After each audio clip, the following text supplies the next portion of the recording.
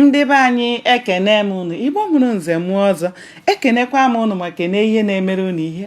Anyị ka nọkwa n'akwụkwọ a bụ Ọkpakụ Erieri. Cheta na ebe anyị kwụsịrị bụ ebe ndị nkụzi na ụmụ akwụkwọ na-echebiri Akụba ụzọ ka ọ kpee ekpere ikpeazụ nke ọ na-asị Dominus Vatican. Ha mara na o kpesiana.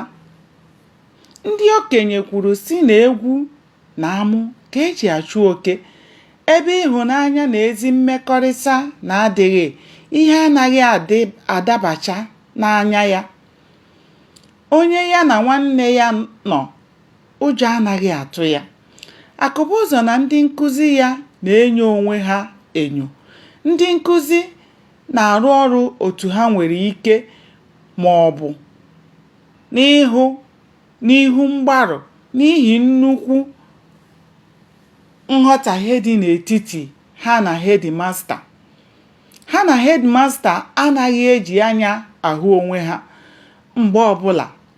Ha na-eji uche ebukọrịta agha.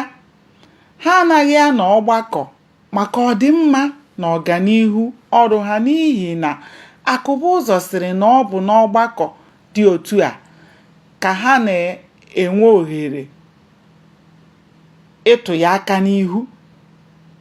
O kwuru n'onwe ya sị, ihe m chọrọ ka m ga-eme n'ụlọ akwụkwọ m, ma agaghị enye ndị nkụzi ohere ka ha were m gbaa bọọlụ, n'ihi na m sị ha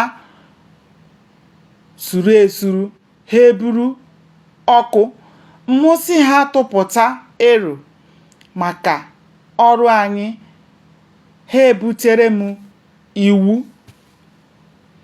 Otu a Akụba ụzọ si eme mgbe ụfọdụ na-ewute ndị nkụzi. Ọ naghị akpọkọba ha otu o kwesịrị ịkpọkọba ha, ma ọ bụ ịgwa ha ihe dị mkpa.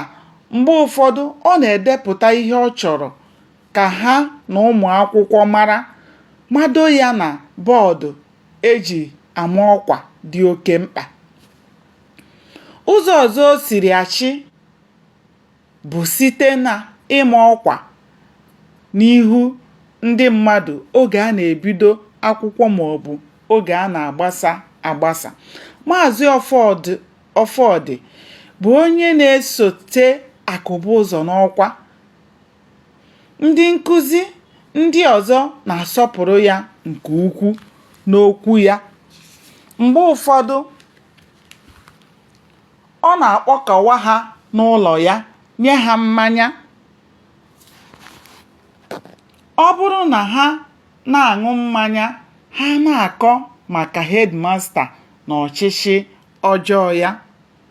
Gbanịa na-esonyere m ka anyị chọpụta ihe merenụ. Ndewonu, ka o mesịa.